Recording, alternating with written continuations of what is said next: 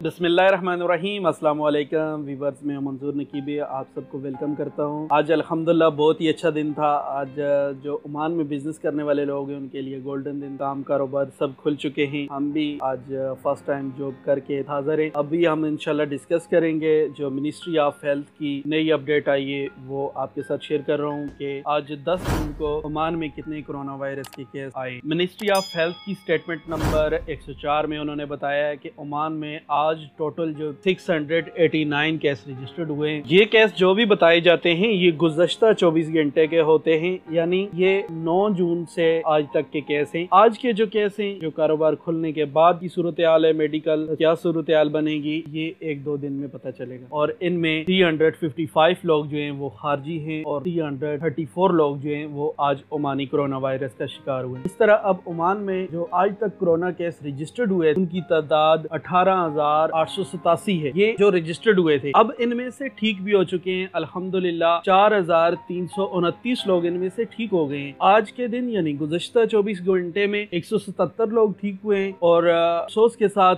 बताना पड़ रहा है कि अब तक 84 लोग जो हैं वो फोत हुए हैं। आज के दिन जो है एक आदमी नया फोत हो गया है। इस तरह टोटल ओमान में जो 18,887 केस है उनमें से जो लोग रिकवर हो गए उनको निकाल के और जो लोग फोत हो गए उनको निकाल के 14,474 लोग जो हैं वो अभी कोरोना वायरस के इन्फेक्शन का शिकार हैं। इनमें से जो सीरियस लोग हैं जो हॉस्पिटल में हैं वो 293 हैं। बाकी लोग कोई सेल्फ क्वारंटीन में है, कोई हुकूमत की क्वारंटीन में है, लेकिन अल्हम्दुलिल्लाह ये लोग अभी नॉर्मल हैं। जो पेशेंट सीरियस हैं वो 85 हैं, जो ICU में हैं, हॉस्पिटल में एडमिट हो चुके हैं वो 293 हैं। तो अल्हम्दुलिल्लाह कोरोना वायरस जो ओमान में है वो कंट्रोल हो रहा है। इसी वजह से ओमान में तकरीबन 90% बिजनेस जो है वो रीओपन हो चुके हैं। सुप्रीम कमेटी ने एहतियाती तौर पे जो है वो ज़फ़ार, वलायत मसीरा और जबल अख्तर, जबल शम्स ये जो है वो लॉकडाउन कर दिए हैं। यहाँ कोई भी आदमी सफर नहीं कर सकता। अपना बहुत सारा ख्याल कीजिएगा,